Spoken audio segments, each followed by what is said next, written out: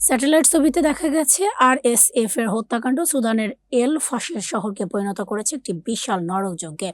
উত্তর দারফুরের রাজধানী দখলের পর এল ফাশের প্রায় 1,50,000 বাসিন্দা নিখোঁজ।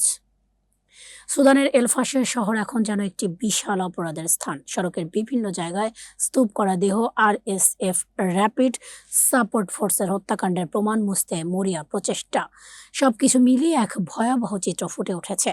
আরএসএফ শহরটি দখল করার 6 সপ্তাহ পর স্যাটেলাইট বিশ্লেষণে দেখা গেছে হাজার হাজার লাশ বড় বড় স্তূপে ফেলে রাখা হয়েছে, যেগুলো গণকবর বা বিশাল দাহকূপে পোড়ানোর অপেক্ষায়।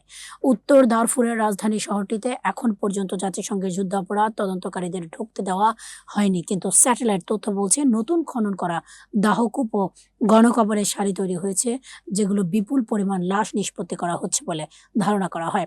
ব্রিটিশ এমপিদের ব্রিফিংয়ে বলা হয়েছে এল ফাশিরে অন্তত 60,000 মানুষকে হত্যা করা হয়েছে। হাউস অব কমন্সের আন্তর্জাতিক উন্নয়ন কমিটির চেয়ার সারা চ্যাম্পিয়ন বলেন, আমরা সুদান নিয়ে একটি ব্যক্তিগত ব্রিফিং পেয়েছি, যেখানে এক অধ্যাপক বলেছেন আমাদের নিম্নতম অনুমান হলো গত 3 সপ্তাহে অন্তত 60,000 মানুষ মারা গেছে। শহরটি পতনের পর থেকে এল ফাশের 1,50,000 বাসিন্দা নিখোঁজ। তাদের শহর ছাড়ার কোনো তথ্য নেই, যা তাদের পরিণতি নিয়ে ভয়াবহ আশঙ্কা তৈরি করেছে। ইয়েল হিউম্যানিটেরিয়ানস রিসার্চ ল্যাবের পরিচালক ন্যাথানিয়েল রেমন্ড বলেন, স্যাটেলাইট ছবিতে দেখা যাচ্ছে শহরটি অদ্ভুতভাবে ফাঁকা। যে বাজারগুলো একসময় ভিড়ে পূর্ণ থাকতো, সেগুলো এখন জনশূন্য আগাছায় ঢেকে যাচ্ছে। 2013 সালের আগে 15 লাখ মানুষের এই শহর থেকে গবাদি পশু সরিয়ে ফেলা হয়েছে বলে বিশ্লেষণে দেখা যায়। রেমন্ড বলেন, শহরটি এখন যেন পুরোপুরি একটি জবাইখানার মতো দেখাচ্ছে। 26 অক্টোবর আরএসএফ এর 500 দিনের অবরোধের পর এল ফাশের দখল হলে শহরের বাসিন্দাদের ভাগ্যে কি ঘটেছে তার কোনো ব্যাখ্যা দিতে পারেনি কোনো সংস্থা বা বিশেষজ্ঞ। দ্য গার্ডিয়ান স্থানীয় সূত্রের সঙ্গে কথা বলে জেনেছে, অনেক বাসিন্দাকে শহরের ভেতরে আটক কেন্দ্রে রাখা হয়েছে, তবে সেই সংখ্যাও খুব কম।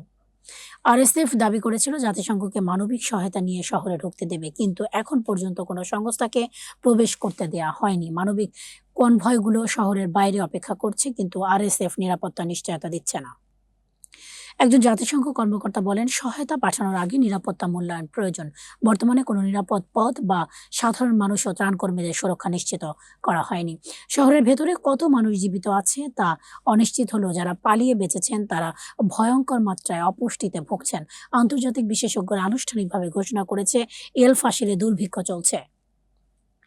মানবাধিকার বিশেষজ্ঞরা এখন মনে করছে এল ফাশের সংগঠিত হত্যাকাণ্ড সুদানের চলমান গৃহযুদ্ধের সবচেয়ে ভয়াবহ যুদ্ধ অপরাধ, যেখানে আগেই ব্যাপক গণহত্যা ও জাতিগত নিধন ঘটেছে।